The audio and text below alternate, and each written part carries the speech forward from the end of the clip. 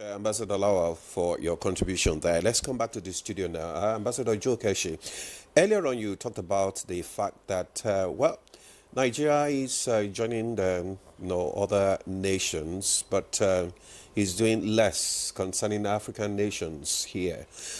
So how can we balance, how can Nigeria balance the desire for closer ties with BRICS nations while also maintaining its commitment to Africa and global governance institutions?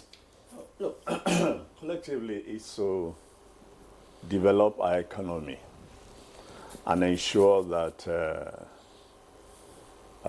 we are export-oriented. If you have something to sell, your major trading partner, check around the world, your major trading partners are your neighbors. If you look at the sanctions that was imposed, I think most people will be amazed how much the United States is dependent on Canada and how much the United States also dependent on Mexico. Trudeau has ruled out how many? I'm promising that I think in 2 days' time they are going to roll out more. And many people who did not know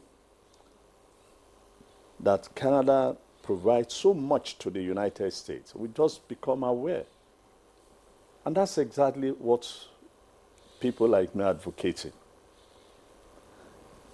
We are not yet able to dominate the African market, particularly, we are doing relatively well because, it's on recorded trade because a lot of smuggling goes on, a number of our goods, go on.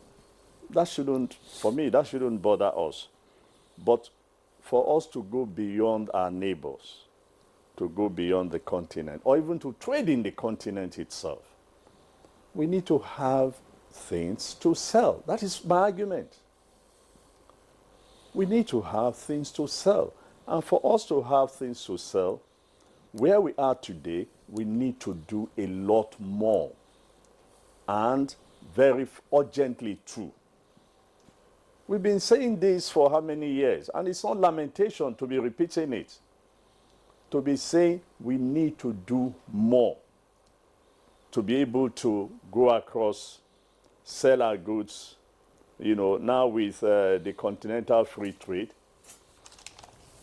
Sooner or later, it will be sad if we find out that we are not among the dominant nations in that business again, or that South Africa is dominating trade with the rest of Africa. But we have an advantage. Here we are. You have the West African on this side. You have from Cameroon, Central Africa on our side, that we can even trade down to Angola. So what we need to do is what I keep saying. We need to do more at home. Glad we started, but we need to scale it up. Okay. Not yesterday. We should just find a way to scale up, or not even for the sake of trading, but for the sake of, look, you have a population that is growing and is frightening. You have to provide quite a number of things for that population. You have to provide employment. You have to provide schools. You have to provide health facilities. You have to provide roads. So when you sit down and conceptualize this, there's a lot. Sometimes I pity leaders. I pity our leaders.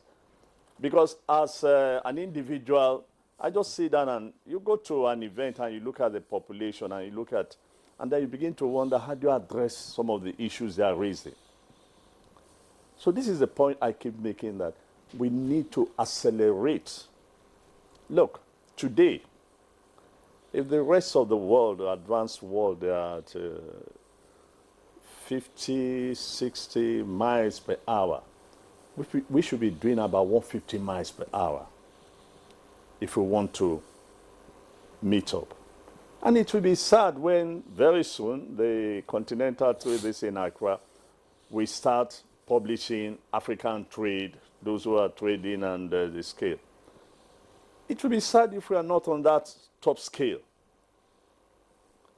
in terms of production. And what makes a country great anyway, among other things, it's its economic strength. The next, it's economic power. Population is an advantage. It's an asset, but what kind of population are you talking of? An enlightened population, an educated population, or a population that creates more instability? This is the point. So again, I say, yes, we are on the road, but we need to run faster.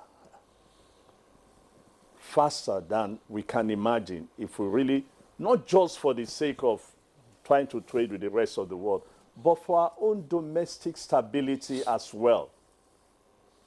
I hear everybody say, oh, we have a large youth population, you have it. Has everybody done a critical analysis of that youth population? You'll be amazed that that youth population is not ready. You see the youth you see in Lagos doing ICT. Go beyond Lagos, for goodness sake. Go beyond Lagos and find out how many of them are involved in this. In a few places, you just have more of Yahoo boys. Good. Can you take these boys and harness them into a more productive direction? Look, we are talented. We are gifted. We have the energy. It's just how do you put all this together and move this country forward?